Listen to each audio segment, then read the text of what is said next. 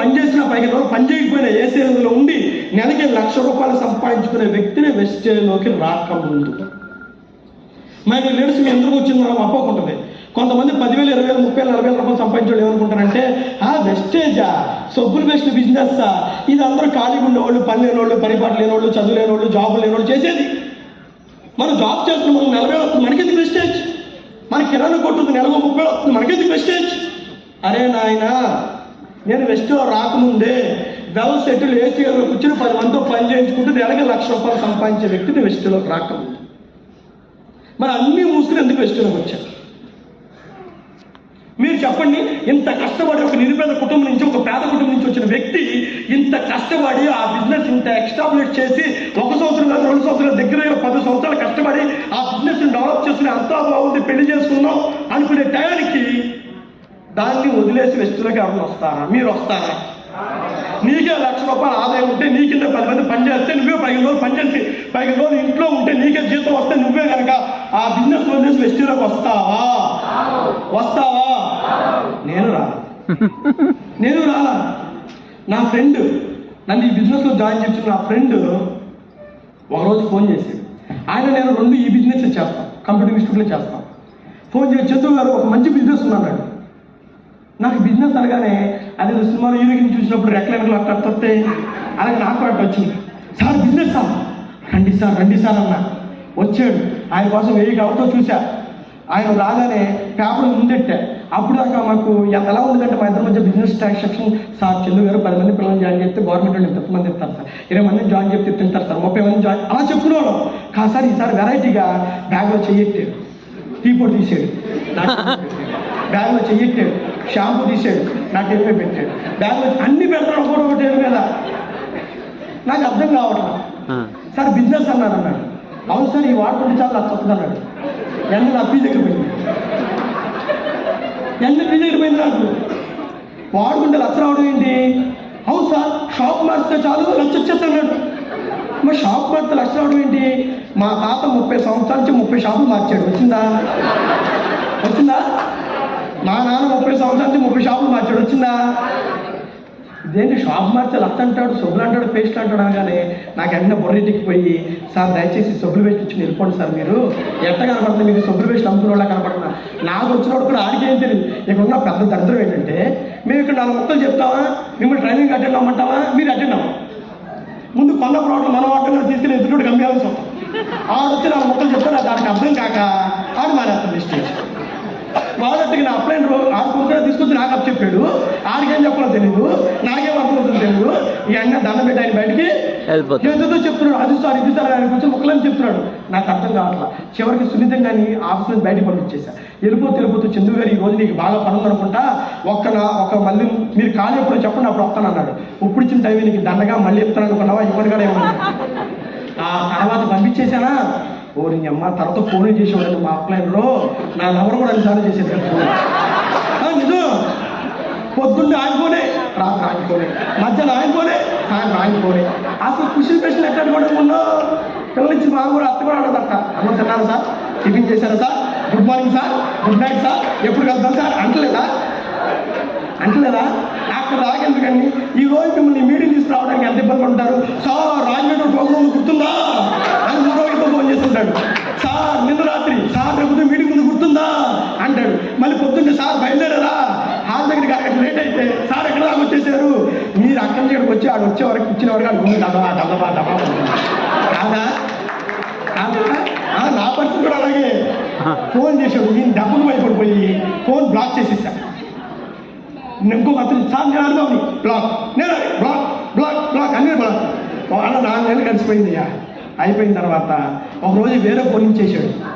చందు గారు నేను హరి చెప్పండి కోరిక చెప్పండి సార్ అన్న తర్వాత చందు సార్ నేను మీకు డబ్బులు వాళ్ళు గుర్తుందా అన్నాడు. చాలామంది వెస్టేలో ఇష్టంతో వచ్చేవాళ్ళు కొంతమంది, కష్టంతో వచ్చేవాళ్ళు కొంతమంది. నేను బ్లాక్ మెయిల్తో వచ్చాను వెస్టేలో. నిజం. నా అప్లైన్లో మేము ఆయన ఒక వ్యాపారం చేస్తే 30,000 రూపాయలు నాకు ఇవ్వాలి డబ్బులు. అప్పుడు వరకు నేను ఫోన్ చేసేవాడు, ఆయన ఎత్తేవాడు కాదు. ఈ వెస్టేజ్ తప్పకి ఆయన ఫోన్ చేయడం నేను ఎప్పుడు మానేస్తాను. ఒకసారి ఫోన్ చేసి చందు సార్ విజయవాడలో మనకు ఒక అతను డబ్బులు ఇవ్వాలి, మీరు కనుక ఆయనగా వస్తే ఆ డబ్బులు తీసుకుని మీకు ఇచ్చేస్తా అన్నాడు. అప్లోడ్ ఫోన్ చేసి అప్పిస్తారంటే ఎవరు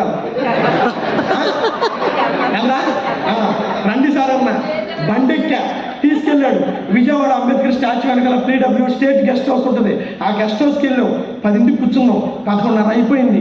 అక్కడ ప్యూన్ అడిగాం, ఇవాళ సెకండ్ సాటర్డే కదా సార్, PD గారు రాదు సార్ అన్నాడు. దీనంగా మొహం పెట్టాడు. ఎందుకు రాలేదండి సార్ అన్నాడు. నేను కూడా ఆయన మొహం నమ్మేశా. సరే సార్ రాకపోతే ఏం చేస్తారా, పదండి సార్ అన్నాడు. వెళ్ళిపోతుండగా నిర్మలా కాన్వెంట్ మీద వెళ్ళాలి మేము. అక్కడ వెస్టేజ్ స్టోర్ ఉంది. అక్కడ రాగానే మా అప్లైన్ చేయలు వచ్చింది పైకి. ఏంటో చేయలేస్తుంది అనుకుంటాను. చందు గారు హస్బెండ్ మన వెస్టేజ్ ఆఫీస్ అన్నాడు. ఏ వెస్టేజ్ అన్నా, సబ్బులు వేస్ట్లు అన్నాడు. ఆపుతావా అన్నా, ఆపుతా ఊరు పని అన్నా. చందు గారు మన జిల్లా మొత్తం మీద ఎక్కడ లేదు స్టోర్, ఎక్కడో జాయిన్ అవ్వమన్నారు కదా, ఒక్క అరగంట సేపు, ఒక్క 10 నిమిషాలు ఉంటే నేను ఇలా ఆటోకి వచ్చేస్తాను అన్నాడు. ఎండ ఆలోచించా, ఇక్కడి నుంచి మన ఊరు వెళ్ళాలంటే 150 రూపాయలు ఛార్జీ, అదే ఒక 10 నిమిషాలు ఉంటే. ఆ రోజు 150 రూపాయల కోసం కక్కుర్తి పడి ఆఫీస్కి వెళ్ళా. నాకు తెలుసు పైకి వెళ్తే మరతెట్టేస్తాడని. నేను కింద ఫోన్ మాట్లాడుకుంటున్నా. పైకి వెళ్ళాడు, 1/2 గంట తర్వాత ఫోన్ చేశాడు. చందు గారు వాళ్ళ కన్సిస్టెన్సీ లాస్ట్ రోజు సార్, చాలా మంది బిల్లులు కొట్టించేసుకున్నారు సార్, ఇంకో 1/2 గంట టైం పట్టేటట్టు ఉంది సార్, మీరు ఎందుకు కింద ఎండలో పైన ఏసీ ఉంది రండి సార్ అన్నాడు. ఆ రోజు కేవలం ఏసీ కోసం కక్కుర్తి పడి వెస్టేజ్ ఆ వీళ్ళు వెస్టేజ్ గమ్మతికి ఎక్కడ పెట్టారు, ఏసీ స్టాక్ పాయింట్లో పెట్టారు, మీటింగ్ హాల్లో పెట్టారు. సరే అని చెప్పి పెళ్ళి అయిపోయింది, మొత్తం అయిపోయింది. మీటింగ్ హాల్లోకి వెళ్ళాను, వెనకాల కూర్చున్నా. నా ఫీలింగ్ ఏంటి, నేను 1,00,000 సంపాదిస్తున్నా, వెస్టేజ్ ఉన్నవాళ్ళు అందరూ ఏమనుకున్నా, నేను పనికి మాలోళ్ళు, చదువు లేనోళ్ళు, జాబులు లేనోళ్ళు, బట్టలు రానోళ్ళు, నేను నెలకు 1,00,000 రూపాయలు చెప్తాను, నాకెందుకు వెస్టేజ్ అనే ఫీలింగ్ నాది. వెనక నేను కూర్చుని ఫోన్ చూసుకుంటున్నా, అందరూ వచ్చి కూర్చున్నారు. అప్పుడు మీటింగ్ ఉందంట, ఈ దొంగ సచ్చిన మీటింగ్ ఉందని నన్ను పట్టుకెళ్ళాడు. అప్పుడు నాకు తెలియదు మీటింగ్ ఉందంట, అందరూ వచ్చారు, అందరూ కూర్చున్నారు. మీటింగ్ అంటున్నారు. టెస్ట్ వల్ల స్టార్ట్ చేస్తారు కదా. అప్పుడు ఒక కార్పెంటర్, నా పేరు సుధాకర్, నేను విజయవాడ కార్పెంటర్ వర్క్ చేస్తాను. 10 సంవత్సరాల నుంచి కార్పెంటర్గా పనిచేస్తే నా జీతం రోజుకి 800 రూపాయలు. కానీ 2 సంవత్సరాల నుంచి వెస్టేజ్ చేయడం వల్ల ఈ రోజు నెలకి 82,000 రూపాయలు ఇన్కమ్ తీసుకుంటున్నా అని ఒక 10th క్లాస్ చదివినటువంటి ఒక కార్పెంటర్ చెప్పినప్పుడు నాకు ఆశ్చర్యం వేసింది. ఒక పెయింటర్, నేను 10 సంవత్సరాల నుంచి పెయింటింగ్ పనిచేస్తున్నాను, నేను 7th క్లాస్ ఫెయిల్, గత 5 సంవత్సరాల నుంచి వెస్టేజ్ చేస్తూ ఈరోజు 1,80,000 రూపాయలు ఇన్కమ్ తీసుకుంటున్నా అని ఒక శేషం అని చెప్పినప్పుడు నాకు ఆశ్చర్యం వేసింది. నా పేరు బాబురావు, నేను కైఫ్లూరు నుంచి వచ్చాను, నేను 10th క్లాస్ ఫెయిల్, వెస్టేజ్ రాకముందు 10 సంవత్సరాలు టాపీ మేస్త్రుకున్నాను, ఈరోజు నెలకి 1,32,000 ఇన్కమ్ తీసుకుంటూ కార్ తీసుకుంటున్నా అని ఒక్కొక్కరు టెస్ట్ మనీ చెప్తుంటే ఇలా కూర్చున్నా, నేను ఇలా అయిపోయా. ఏంటో బాబు, ఒక్కో 70,000 అంటున్నాడు, 80,000 అంటున్నాడు, 1,00,000 అంటున్నాడు, 1,32,000 అంటున్నారు. ఈలోపు సార్ మీటింగ్ చేయడానికి వస్తున్నారు, సార్ మీటింగ్ చేయడానికి వస్తున్నారు అన్నారు. తీరా విజయరాజు గారు వచ్చారు మీటింగ్ చేయడానికి. నా పేరు విజయరాజు, నేను వెస్టేజ్లోకి వచ్చి 4.5 years అయింది, ఈ రోజు నెలకి 4,70,000 రూపాయలు ఇన్కమ్ అన్నాడు. నాకు ఉండాలి, అరే పెట్టుబడి లేకుండా, రిస్క్ లేకుండా, చదువుతో సంబంధం లేకుండా, ఊరితో సంబంధం లేకుండా నెలకి 4,70,000 విత్-ఇన్ 4.5 yearsలోనా? How is it possible? నేను 25 లక్షలు పెట్టుబడి పెట్టా, ఇంత చదువుకున్నాను, ఇన్ని ఇబ్బందులు పడుతుంది, ఇంత చేస్తే నెలకు 1,00,000 వస్తుంది, ఆ తలపడం తప్పు వస్తుంది, ఇది మనం అనుకున్నట్టు సబ్బుల వేస్ట్ల కంపెనీ కాదురా, ఇదేదో ఉందో తెలుసుకోవాలని చెప్పి నేను వెంటనే ఆఫీస్ నుంచి బయటకు వచ్చిన వెంటనే అప్లైన్ అడిగా, ఇదేంటో నాకు తెలియదు అన్నాడు. తెల్లారు చెప్ప రమ్మన్నాడు. ఆదివారం మా మచిలీపట్ల మీటింగ్ ఉంటుందన్నాడు. మీటింగ్కి వెళ్ళా, విన్నాను, ఐడియా ఏమన్నాడు, ఐడియా ఇచ్చా. నాతో 3 నెలలు కొని కన్సిస్టెన్సీ కొట్టించిన తర్వాత నెల మొత్తం మీద నేను 72 మంది జాయిన్ చేయించాం. ఓకే, 72 మంది. దాంతోపాటు చంద్ర గారు ఇంకో 200 పాయింట్లు చేసుకుంటే ఫాస్ట్ అటెండ్ అవుతుంది అన్నాడు. 50 పాయింట్లు ఏం చేస్తాను, 150 పాయింట్లు మీరు చేయండి అన్నాడు. సరే ఫాస్ట్ అటెండ్ అయితే 5 అనుకుని చెప్పి నేను ఫాస్ట్ అటెండ్ అయ్యా. అలా అవడం వల్ల మొదటి నెలలో నాకు వచ్చినటువంటి ఇన్కమ్ ఎంత అంటే, ఇక్కడ చూడవచ్చు మీరు, మొదటి నెల నాకు వచ్చిన ఇన్కమ్ ఎంత అంటే, ఇక్కడ చూడొచ్చు, నాకు వచ్చిన మొదటి నెల ఇన్కమ్ 331 రూపాయలు. ఇక్కడ చూడొచ్చు, జూలై 2018లో నాకు వచ్చిన ఇన్కమ్ ఎంత, 300 క్లాస్ కొట్టాలి. మొదటి నెల ఎంతమంది జాయిన్ చేస్తా వినిపించట్లా, 72 మందిని జాయిన్ చేయించా. కానీ ఒక్కడి వల్ల నేను తప్ప, దాంతో నాతో 3,000 అంటే 10,000 రూపాయలు పని పెట్టించారు. అంటే దీనికి ఒక 300 డౌన్ అయ్యేది, 10,000 రూపాయలు బిజినెస్ జరిగింది. మళ్ళీ నేను తిరగడానికి 2,000 రూపాయలు, మొత్తం దగ్గర నాకు ఒక 10,000 రూపాయలు ఖర్చు అయింది. కొత్త వాళ్ళ దగ్గరికి వెళ్ళి ఈ 300 రూపాయలు ఎప్పుడైతే నాకు అకౌంట్లో పడినాయో ఆ రోజు నేను నిర్ణయించుకున్నా, చిచ్చి జీవితం వేస్టేజ్ చేయకూడదు. సంవత్సరానికి 10 సంవత్సరాలకి 20 సంవత్సరాలు 30 సంవత్సరాలు దగ్గర ₹1,00,00,000 సంపాదించారు 28 సంవత్సరాల్లో. మరి 28 సంవత్సరాలు సంపాదించిన ₹1,00,00,000 ఎక్కడ దాచారు? చిన్నపిల్లలు మీనింగ్ అంటారా? లేదా? మరి ఏం చేశారు చెప్పండి? మీరు ఏం చేశారు? 30 ఏళ్ళ క్రితం ఏం చేశారు మీరు? రైట్. సార్ ఏమంటున్నారంటే, సార్ నాకు వచ్చిన జీతం అంట తినడానికి, బతకడానికి, అద్దులకి, రెంట్లకి, కరెంట్ బిల్లుకి, పిల్లలు చదివించుకుంటానికి నా డబ్బులు సరిపోతున్నాయి తప్ప ఏమీ సంపాదించలేదు అని చెప్పి సార్ చెప్పడం జరిగింది. రైట్. ఇక్కడ ఉన్న వాళ్ళందరూ చెక్ చేస్తున్నాయి సార్. ఇక్కడ ఉన్న వాళ్ళందరూ ఒకసారి ఆలోచించుకోండి. మీ అందరూ కూడా చదువులు అయిపోయిన తర్వాత మీ అందరూ కూడా డబ్బు సంపాదించాలన్న ఆలోచనతో ఏదో ఒక మార్గం ఎంచుకున్నారు. అది కూలి పని అవ్వచ్చు, చేతి పని అవ్వచ్చు, జాబ్ అవ్వచ్చు, వ్యవసాయం అవ్వచ్చు, వ్యాపారం అవ్వచ్చు. మీరు 5 సంవత్సరాలు, 10 సంవత్సరాలు, 30 సంవత్సరాల నుంచి మీరు ఆదాయం సంపాదించేటువంటి ప్రయత్నంలో మీరు ఉన్నారు. మిమ్మల్ని మీరు ఒకసారి చెక్ చేసుకోండి. అది నేను 10 సంవత్సరాల నుంచి డబ్బు సంపాదించిన ఆలోచనతో వ్యవసాయం చేస్తున్నా, సంపాదించానా? కూలి పని చేస్తున్నా, సంపాదించానా? జాబ్ చేస్తున్నా, సంపాదించారా అని మిమ్మల్ని మీరు చెక్ చేసుకుంటే ఇక్కడ ఎవ్వరూ డబ్బులు సంపాదించరని, బతకడానికి మాత్రమే సంపాదించుకుంటున్నారు. మాట అన్నిటికీ బాగా అర్థం చేసుకోండి. ఇక్కడ 2 రకాలు, సంపాదించడం వేరు, బతకడానికి సంపాదించుకోవడం వేరు. నేను మీకు ఓపెన్ ఛాలెంజ్ చేస్తానండి. ఇక్కడ ఎవరైనా సరే చదువు అయిపోయిన తర్వాత మీరు అందరూ ఏమనుకుంటారంటే కూలి పనుల్లో, చేతి పనుల్లో, జాబుల్లో, వ్యాపారాల్లో మీరు డబ్బు సంపాదిస్తామన్న భ్రమలో ఉన్నారు. వాస్తవానికి మీరు అక్కడ డబ్బు సంపాదించట్లా, బతకడానికి మాత్రమే సంపాదిస్తున్నారు. మిమ్మల్ని మీరు చెక్ చేసుకోండి. 5 సంవత్సరాలు, 10 సంవత్సరాలు, 20 సంవత్సరాల నుంచి నేను ఎంత సంపాదించా అని మిమ్మల్ని మీరు క్వశ్చన్ చేసుకుంటే మీకే అర్థమవుతుంది. మీరు చదువు అయిపోయిన తర్వాత డబ్బు సంపాదించిన ప్రయత్నం ఏదో ప్రయత్నం చేస్తారు కదా, నిజంగా డబ్బు సంపాదించారంటే సంపాదించలేదు, బతకడానికి మాత్రమే డబ్బు సంపాదించుకున్నాం. నీకు నేను ఓపెన్ ఛాలెంజ్ చేస్తానండి. ఇక్కడ ఉన్నవాడు ఎవరైనా సరే ఓపెన్ ఛాలెంజ్. సార్ నేను 10 సంవత్సరాల నుంచి కష్టపడి జాబ్ చేసి ఒక కళ్యాణ మండపం కట్టారని చెప్పండి, నా 6 లక్షల శాలరీ మీకు ఇచ్చేస్తాను. సార్ నేను ఇక్కడ వ్యవసాయం చేసి ఒక పెద్ద అపార్ట్మెంట్ కట్టాలని చెప్పండి, నా కారు బయట మీకు ఇచ్చేస్తాను. సార్ నేను కూలి పనులు చేసి ఒక పెద్ద అపార్ట్మెంట్ కట్టాను లేదా బెంచ్ కార్ కొన్నాను అని ఒకరు చెప్పండి, నెక్స్ట్ మంత్ నా శాలరీ మీకు ఇచ్చేస్తాను. సార్ నేను చేతి పనులు, పెయింటింగ్ పనులు చేసి, వెల్డింగ్ పనులు చేసి, ఆ పనులు చేసి, ఈ పనులు చేసి నేను సరదాగా 5-6 సార్లు, సంవత్సరానికి 2-3 సార్లు వేరు దేశాలు వెళ్ళొస్తాను అని చెప్పండి, నేను ఈ లోపల సంపాదించినంత మీకు ఇచ్చేస్తాను. మా ఇంటి లీడర్స్ మనం కూలి పనులు చేసినా, చేతి పనులు చేసినా, జాబులు చేసినా, వ్యాపారాలు, చిన్న వ్యాపారాలు చేసినా ఇవి బతకడానికి మాత్రమే పనికొస్తాయి తప్ప ఆస్తుపాస్తులు సంపాదించడానికి పని చేయట్లా. ఒక్కసారి మిమ్మల్ని చెక్ చేసుకోండి. 10 సంవత్సరాలు, 20 సంవత్సరాలు జాబ్ చేస్తున్నారు, బతకడానికి సంపాదిస్తున్నారా? ఆస్తుపాస్తులు సంపాదించారా? బతకడానికి మాత్రమే సంపాదిస్తున్నారు. ఇది నేననేది మాట కాదండి. ఆ రోజు నన్ను నేను చెక్ చేసుకున్నా. అదే జాబ్ వస్తే నేను వీరుణ్ణి, సూర్యుడిని, డబ్బు సంపాదించవచ్చు అన్నాను కదా. మరి నేను సంవత్సరాలతో డబ్బు సంపాదించా, నా డబ్బంతా ఏమైపోయింది అంటే సంవత్సరం నెలకు 2-3 సార్లు మా ఇంటికి రావడానికి, కరెంటు బిల్లు కట్టుకోవడానికి, ఈఎంఐ కట్టడానికి, రూమ్ రెంట్ కట్టడానికి, తినడానికి, ఉండడానికి, అప్పుడప్పుడు ఇంటికి రావడానికి నాకు వచ్చిన డబ్బులు వచ్చినట్టుగా అయిపోయింది తప్ప నేను సంపాదించాలని ఎత్తుకుంటే ఎక్కడా కనిపించలా. అసలు నారాయణ వాళ్ళందరూ డబ్బు సంపాదిస్తున్నారా అని చెప్పి ఎత్తుకుంటే డబ్బు సంపాదించే మార్గాల్లో కూలి పనుడు కానీ, చేతి పనుడు కానీ, జాబుడు కానీ, చిన్న వ్యాపారాలు ఎవ్వరూ లేరు అన్న వాస్తవాన్ని నేను తెలుసుకున్నాను.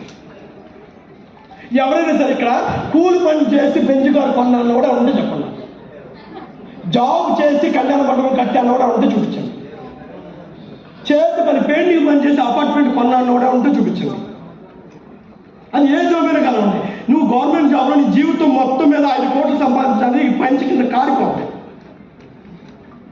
గవర్నమెంట్ జాబ్లో పెద్ద జాబుల్లోనే 5 కోట్లు సంపాదించడానికి పైనుంచి కింద కారిపోదు. అక్కడ నువ్వు నీ జీవితం మొత్తం మీద నువ్వు ఒక 2 గదులు 2 అంతస్తులు వేసి డబ్బులు కట్టడానికి నీ జీవితం అయిపోద్ది. మా ఇంటి లీడర్స్ వాటిలో లైఫ్ లేదు, వాటిలో డబ్బు లేదు అన్న వాస్తవం నేను తెలుసుకున్నాను. మా ఇంటి లీడర్స్ ఇక్కడ నేను ముందే చెప్పా, ఈ మీటింగ్ ఓన్లీ డబ్బు సంపాదించడం కోసం మాత్రం మనం పెట్టడం జరిగింది అని మీకు చెప్పడం జరిగింది. వాటిలో డబ్బు లేదు, ఎవరు డబ్బుతో ఉంటే చూపించండి. దాంట్లో డబ్బు లేదు. మన డబ్బులు దేంట్లో ఉన్నాయి? అసలు ప్రపంచంలో డబ్బు సంపాదించడం అందరూ దేంట్లో ఉన్నారని చెప్పి నన్ను నేను చెక్ చేసుకుంటే ప్రపంచంలో డబ్బు సంపాదించడం అందరూ 3 రంగాల్లో ఉన్నారు. మొదటిది రాజకీయ రంగం. రాజకీయాల్లోకి వెళ్తే డబ్బు సంపాదించవచ్చు అనుకున్నాను. దానికి 2-3 మటలు చేయాల్సి ఉండాలి, అంతెంతో డబ్బు ఉండాలన్నారు. ఆ 2 నా వల్ల కాదు, అయిపోయాయి. రాజకీయ దగ్గర డబ్బు సంపాదించిన లేరా? మాట్లాడాలి. లేదా ఉండాలి.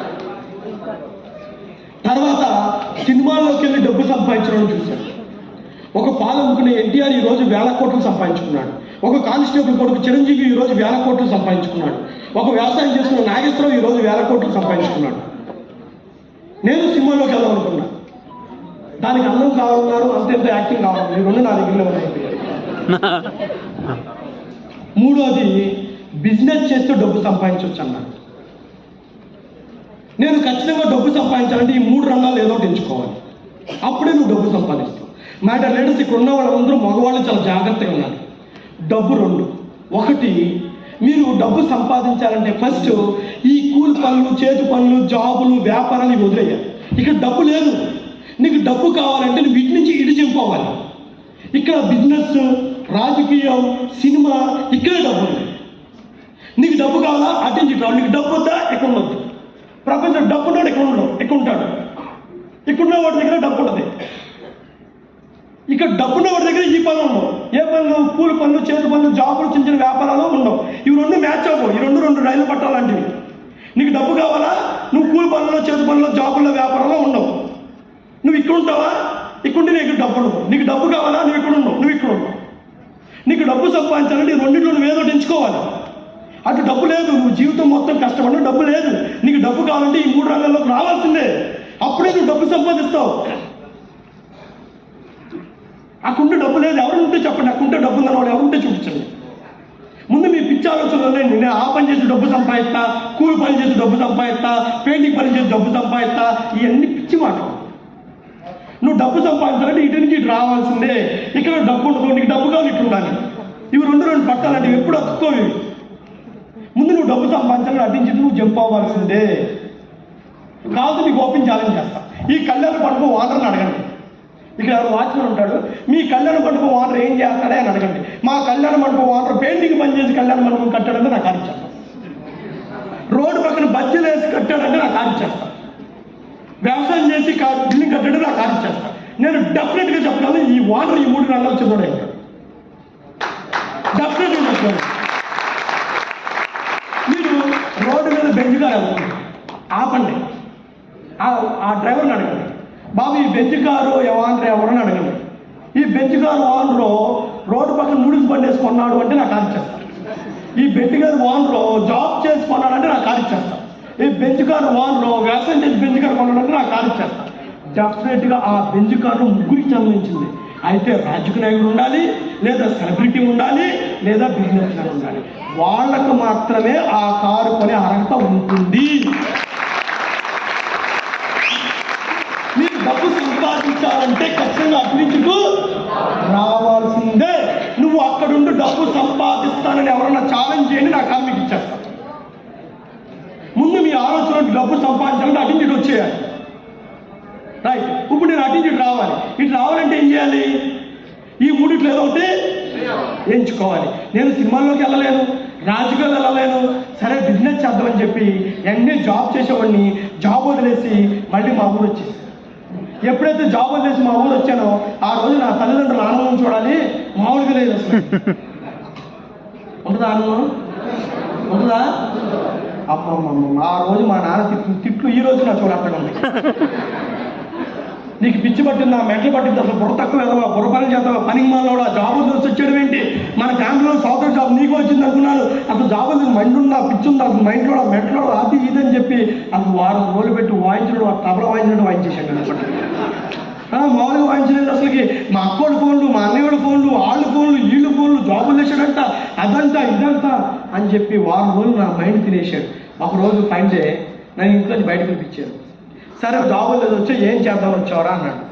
నేను బిజినెస్ ఏం చేద్దామని వచ్చావురా, అది వేరే అన్నాడు. ఏం పీకిదామని వచ్చాడు ఆయన ఇక్కడికి అన్నాడు. జాబులు చేసా ఏం పీకిదామని వచ్చావు ఆయన అన్నాడు. ఇక్కడికి బిజినెస్ చేస్తాను నాన్న అన్నా. ఏం బిజినెస్ నాన్న అన్నాడు. నాన్న నాకు కంప్యూటర్ వచ్చు కాబట్టి చిన్నగా ఇంటర్నెట్ షాప్ని స్టార్ట్ చేద్దాం అనుకుంటున్నాను నాన్న అన్న. ఎంత కావాలన్నాడు. ఒక 50,000 కావాలన్నా అన్న అన్న. ఒకప్పుడు ఒక 50 ఎత్తుకెళ్ళి గుర్తుందా అన్నాడు. మీకు గుర్తుందా? గుర్తుందా లేదా? గుర్తుందా? దానికి ఇంకా మనం 2 వడ్డీ కడుతున్న విషయం తెలుసా నాన్న అన్నాడు. తెలిసిన అన్న అన్న. నా దగ్గర రూపాయి కూడా లేదు, నేను ఇవ్వలేను, నీ చావు నువ్వు చావు అన్నాడు. తర్వాత నేను అలవడం చూసి వేరే వాళ్ళ దగ్గర ఎవరి దగ్గర ఒక 35,000 రూపాయలు తీసుకొస్తే నాకు వచ్చిన విద్యతో ఫస్ట్ ఒక ఇంటర్నెట్ షాప్ని స్టార్ట్ చేశాను.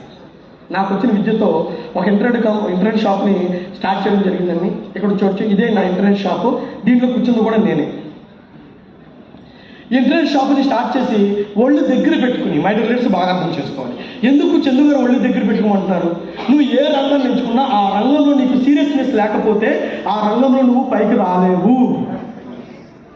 నేను ఒళ్ళు దగ్గర పెట్టుకుని ఆ బిజినెస్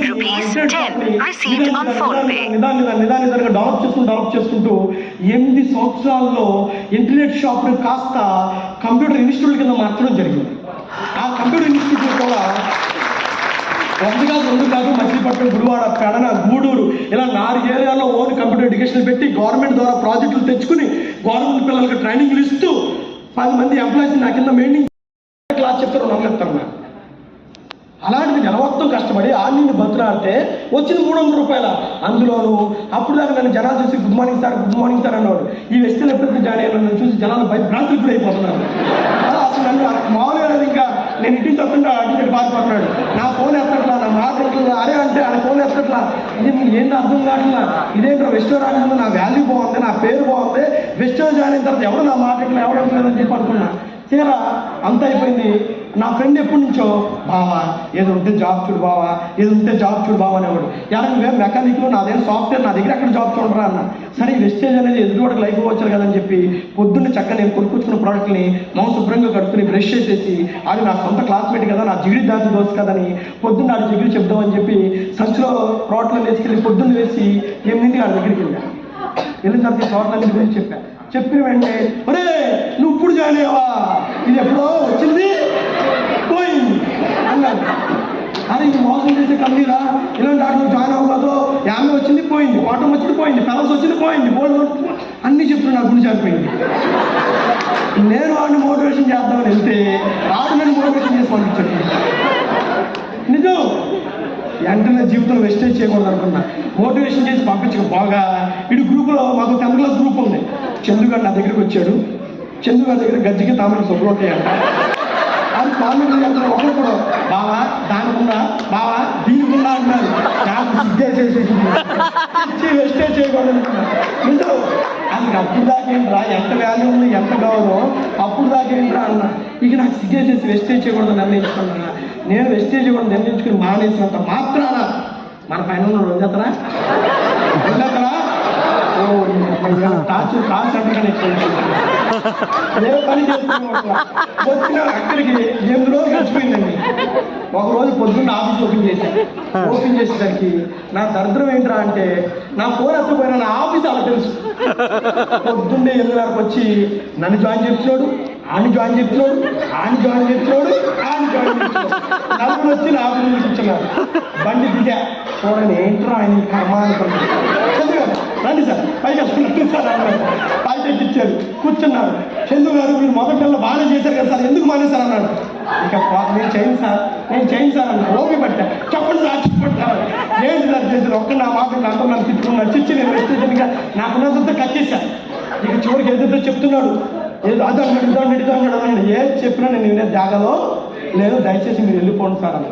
వెళ్ళిపోతాను ఒక మాట అడిగాడు. చందు గారు ఈ ఆఫీస్ అంతా మీరే అన్నాడు తీసుకుపోతుంటే. అవును సార్ నాదే సార్ అన్న. ఎన్ని లక్షలు పెట్టుబడి పెట్టారు సార్ అన్నాడు. 5 లక్షలు పెట్టుబడి పెట్టారు సార్ అన్న. ఎంత వస్తుంది సార్ అన్నారు. నెలకు 1,30,000 దాకా వస్తుంది సార్ అన్న. చందు గారు ఒక డౌట్, మీరు 5 లక్షలు బిజినెస్ పెట్టినప్పుడు మీకు మొదటి నెలలో 1,00,000 వచ్చిందన్నారు. ఎట్లా వస్తుంది సార్? నేను సంవత్సరం పాటు నా జేబులో డబ్బులు వేసి రెంట్లు కట్టాను సార్. ₹1 కూడా జీతం తీసుకోవాలా. 2 సంవత్సరాలు రెంట్ కట్టి అద్దెలు కట్టుకుని సేవలు ఇచ్చుకున్న తర్వాత 2 సంవత్సరాల తర్వాత నుంచి కానీ నాకు 5,000, 10,000, 20,000, 30,000 మిగలడం అనేది జరిగింది సార్. ఇప్పుడేదో అంతా నిలదొక్కుని 1,00,30,000 వస్తుంది సార్ అన్నాడు. అయితే చందు గారు మరి మొదటి సంవత్సరంలో లాభం రానప్పుడు, మొదటి నెలలో లాభం రానప్పుడు బిజినెస్ మూసేవచ్చు అన్నాడు. అదేంటి సార్, వ్యాపారం అంటేనే సంవత్సరంలో వెయిట్ చేయాలి కదా, కాదా మాట్లాడాలి. వ్యాపారంలో వెయిట్ చేయొద్దా? ఈ ఎలా చేసే బిజినెస్ రాలేదని మూసేస్తాం తెల్లారే. సరే వ్యాపారం అవును సార్ అన్న. అదెట్ట మూసేస్తాం సార్, కనీసం సంవత్సరంలో వెయిట్ చేయాలి కదా సార్ అన్న. చందు గారు నాకు డౌట్, 5 లక్షలు పెట్టుబడి పెట్టిన వ్యాపారంలో లాభాలు రావాలి, ఆ బిజినెస్ అర్థం అవ్వాలి, అందరికీ తెలియాలి అని సంవత్సరం వెయిట్ చేయాలన్నటువంటి జ్ఞానం మీకు ఉన్నప్పుడు, మరి మాది కూడా వ్యాపారమే కదా, మా దాంట్లో రూపాయి కూడా పెట్టుబడి పెట్టలేదు కదా, మరి రూపాయి కూడా పెట్టుబడి పెట్టినటువంటి బిజినెస్లో కనీసం ఒక 1 year అన్న వెయిట్ చేయాలన్న ఆలోచన మీకు ఎందుకు రాలేదు సార్ అన్నాడు. నిజంగా అప్పుడు నేను మానేయాలి అన్నవాడిని ఎందుకు మానేయాలి? Question mark. పెట్టుబడి పెట్టానా? ఎగ్జామ్ రాయాలా? చదవాలా? ఊళ్ళో వెళ్ళిపోవాలా? చేసే పని మానేయాలా? నా పని నేను చేసుకుంటేనే ఖాళీ టైంలో చెప్పండి అన్నాడు. ఎందుకు మానేయాలి దానికోసం అనిపించింది. రెండోది, మీరు ఎందుకు మానేస్తారు సార్ అన్నాడు. 300 రూపాయలు వచ్చింది సార్, అందుకే మానేస్తాను అన్న. వెంటనే కూర్చోబెట్టి టక్కగా నాకు వచ్చిన పాయింట్లు లెక్కేసి చెప్పాడు. ఓహో ఇదా సార్ అన్న. ఎప్పుడైనా మీటింగ్ వచ్చి చస్తే ఈ క్యాల్కులేషన్ అర్థం వెళ్ళి తెచ్చానా? ఎందుకంటే మనకు అన్ని తెలుసుగా. అందుకే మానేస్తాను. సరే సార్ బాగానే ఉంది, మరి నేను 72 మందిని జాయిన్ చేయించాను సార్, ఎవరో మరి అంటే అన్న. 72 మంది ఎవరు జాయిన్ చేయించావా అన్న. నా దగ్గర 10th class పిల్లలు ఉన్నారు, కంప్యూటర్ కోర్స్ నేర్చుకుంటూ వచ్చారు, వాళ్ళ ఆధార్ కార్డు ఫోన్ నెంబర్ నాయకుడు కూర్చోబెట్టి ఒకటి పిలవడం యాడ్ చేసేది, ఒకటి పిలవడం యాడ్ చేసేది. బాబు ఇక్కడ జనాలు జాయిన్ చేస్తే డబ్బులు రావు, జనాలతో బిజినెస్ చేస్తే వస్తాయి. అవునా? ఎప్పుడైనా మీటింగ్ వచ్చి చస్తే ఎవరో అన్ని తెలుసు కదా. సరే సార్ అన్న, అయిపోయింది. చంద్రబాబు పని చేస్తాను, ఎందుకు మానేశారు అన్నాడు. 300 వచ్చి ఎందుకు మానేసి? చంద్రబాబు పని చేస్తానండి. ఏంటి ఆ పన్న? 300 వచ్చి మానేసి అన్నాడు. షాప్కి వెళ్ళి పైన 1 కిలో వేసి కింద 10 కిలోలు సంచి పడితే నిండుద్దా అన్నాడు. ఎట్లా నిండుపిస్తారన్న. ఇది కూడా అంతే బాబు అన్నాడు. ఒక పని చేయండి చంద్రు గారు, మీకు డబ్బులు తేడా అవసరం అన్నాడు. లేదన్నా, ఒక పని చేయండి, నీకు వెస్టే నేను చేసే పని చెప్తే డబ్బులు వస్తే చేస్తాను అన్నాడు. చేస్తాను కానీ సార్ నాకు టైం లేదు సార్ అన్నాడు. టైం చూపిస్తే చేస్తారా సార్ అన్నాడు. చేస్తాను సార్ అన్న. మీరు మార్నింగ్ 8 ఇస్తారన్నాడు. 6:30 ఇస్తా అన్న. ఒక 6 నెలలు 5:30 లెగ్గలరా అన్నాడు. లెగ్గలన్నా 5:30 లేచి 6:30 రెడీ అయిపోయి 7 o'clock బయటకు వచ్చి 7 నుంచి 8 o'clock ఒకరికి, 8 నుంచి 9 o'clock ఒకరికి, 9 o'clock ఆఫీస్కి. మళ్ళీ ఈవినింగ్ 8కి అవుతుంది, 6 o'clock అవుతుంది సార్ అన్న. 6 o'clock నుంచి 7 o'clock, 7 o'clock నుంచి 8 o'clock, 8 o'clock నుంచి 9 o'clock. పొద్దున కూడా ఇద్దరు, సాయంత్రం కూడా ముగ్గురు. 6 నెలలు క్రమం తప్పకుండా చేయాలి. ఈ నెల 10,000 బిజినెస్ తెచ్చావా, నెక్స్ట్ మంత్ భూమి తలకిందైనా ఇంకో 10,000 కావాల్సింది. ఆ నెక్స్ట్ మంత్ భూమి తలకిందైనా ఇంకో 10,000 కావాల్సింది. ఆ నెక్స్ట్ మంత్ భూమి తలకింద ఇంకో 10,000 కావాల్సింది. ఈ నెల 10 మంది జాయిన్ చేయించావా, నెక్స్ట్ మంత్ భూమి తలకిందైనా ఇంకో 20 మంది జాయిన్ చేయించాల్సింది. భూమి తలకిందైనా 30 మంది అవ్వాల్సింది. అలా 6 నెలలు నీ టీంని డబుల్ చేసుకుంటూ పో, నీ టీంని డబుల్ చేసుకుంటూ పో, నీకు డబ్బులు ఎందుకు రావచ్చు చూద్దాం అన్నాడు. ఆయన చెప్పిన మాదిరిగా నేను డబ్బు ఎంత వస్తుంది, డబ్బు ఎంత వస్తుంది అన్న విషయాన్ని పక్కన పెట్టేసి జనాలు 10 నెలలు డబ్బులు పెంచుకుంటూ పోయానా, బిజినెస్ పెంచుకుంటూ పోయానా అన్న ఆలోచించడం మొదలు పెట్టాను. అలా ఆలోచించి నేను సెకండ్ మంత్ 800 రూపాయలు, థర్డ్ మంత్ 1,200 రూపాయలు, fourth month 4,200, fifth month 5,600, sixth month 6 నెలలు కంప్లీట్ చేసేసరికి యాజ్ ఎ బ్రాంజ్ డైరెక్టర్గా 9,052 రూపాయలు రావడం జరిగింది. ఎప్పుడైతే 9,052 రూపాయలు వచ్చినాయో మై డియర్ లీడర్స్, ఇక్కడ ఒక విషయం అర్థం చేసుకోవాలి. నాకు ఈ విషయాలు 2 విషయాలు బాగా అర్థమైంది. ఈరోజు ఆ 2 విషయాలు మీరు అర్థం చేసుకోవాలి. దాంట్లో మొదటిది, మీరు ఎక్కడైనా జాబ్కి వెళ్ళారు అనుకున్నాం, ప్రతి నెల మీ జాబ్లో శాలరీ పెంచేస్తారా? పెంచరు. మీ శాలరీ పెరగడానికి ఎంత టైం పట్టుద్ది? సంవత్సరానికి 10,000 రూపాయలు జీతం వాడికి సంవత్సరం తర్వాత 10కి 10,000 ఇచ్చేస్తారా? 1,000 పెంచుతాడు. Yes are no? ఎక్కడైనా మీరు చేసే పనికి సంవత్సరం తర్వాత 10% మాత్రమే పెరుగుద్ది, అది కూడా లీగల్గా చేస్తే. కానీ నా అప్లైడ్ దీంట్లో జాయిన్ అయినప్పుడు చెప్పాడు, చందుగారు ఈ బిజినెస్లో జాయిన్ అయిన తర్వాత మీ ఇన్కమ్ 2 నెలలకు ఒకసారి, 3 నెలలకు ఒకసారి డబుల్ అవుతున్నాడు. ఆయన చెప్పిన మాదిరిగానే మొదటి నెల 300 రూపాయలు, 2 నెలల 1,100 రూపాయలు, 3 నెలల 18 రూపాయలు, 4 నెలల 400, 500, 5 నెలల 5,600, 6 నెలల 9,052 రూపాయలు. అప్పుడు అనిపించింది, అరే ఈయన చెప్పినట్టుగా పోతే నిజంగా నా ఇన్కమ్ డబుల్ అవుతుందే. ఇది నాకు చాలా గొప్ప విషయం అనిపించింది. అసలు ప్రపంచంలో ప్రతి నెల 2 నెలలకు ఒకసారి, 3 నెలలకు ఒకసారి ఇన్కమ్ డబుల్ అయ్యే ఛాన్స్ ఎక్కువ ఉందో నాకు చూపించింది. నాకు చాలా గొప్ప అనిపించింది అది. దాంతోపాటు ఇక్కడ 2వ విషయం నాకు బాగా అర్థమైంది. ఏంటి ఆ విషయం తెలిసిన? అప్పుడు వరకు నా ఆదాయం మా ఆఫీస్లో, ఖర్చు మా ఇంటి పక్కన షాపు. ఆదాయం ఒక చోట, ఖర్చు ఇంకో చోట, ఆదాయం ఒక చోట, ఖర్చు ఇంకో చోట. కానీ వెస్ట్లో గమ్మత్తైన విషయం జరిగింది. ఖర్చు ఇక్కడే, అరే ఇప్పుడు దాకా ఆదాయంలోంచి ఖర్చు చూసాం, కానీ అసలు ఖర్చులోంచి ఆదాయం రావడం ఏంటి? విచిత్రం కాదు. ఒకసారి ఆలోచించండి. అసలు ఖర్చులోంచి ఆదాయం రావడం గొప్ప విషయమే కాదా? ఇక్కడ నేను థ్యాంక్ యూ ఇక్కడ నేను 3,000 కొనుక్కున్నా, థ్యాంక్ యూ. ఇక్కడ నేను 3,000 కొనుక్కున్నా, 9,052 రూపాయలు వచ్చినాయి. 9,052 రూపాయలు 3,000 తీసేస్తే 6,052 రూపాయలు మిగిలినాయి. అది ఇది గొప్ప విషయం అనిపించింది. అని ఇప్పుడు ఆదాయం నుంచి ఖర్చు తెలుసు నాకు, కానీ ఖర్చు నుంచి ఆదాయం ఏంటి? ఇది మనం అనుకున్నట్టుగా సబ్బుల బెస్ట్ల కంపెనీ కాదా, దీని అంతేంటో తేల్చాలని నిర్ణయించుకుని నా ప్లేస్లో ఒక 35,000 రూపాయలకి శాలరీకి ఒక ఎంప్లాయీని ఆఫీసులో పెట్టి ఒక బండి వేసుకుని అప్పటికి ఏసీ గదిలో ఉన్న నేను బండి మీద అట్టపెట్లు కట్టుకుని ఎదరా ముందు షాప్లో అమ్మేస్తానికి వెళ్ళినట్టు అట్టపెట్లు కట్టుకుని రోజుకి 70, 80, 100, 200, 150 కిలోమీటర్లు బండి మీద వెళ్ళి రాత్రులుగా పగలనక అలా పనిచేసుకుంటూ వెళ్ళడం వల్ల జనవరి 2019లో 9,052 రూపాయలు వచ్చిన నాకు జస్ట్ 1 ఇయర్ తిరిగేసరికి యాజ్ ఏ క్రౌన్ డైరెక్టర్గా నెలకి 1,42,000 రూపాయలు తీసుకోవడం జరిగింది. దాంతో పాటు మేడం మీద 1,52,000 రూపాయలు 42,000 రూపాయలు ఇన్కమ్ తీసుకోవడం జరిగింది 1 ఇయర్. దాంతోపాటు మా ఫ్యామిలీలో కారు అంటే ఏంటో తెలియదు. అసలు మా ఫ్యామిలీలో ఫ్యామిలీలో కారు కాదు, మా అమ్మ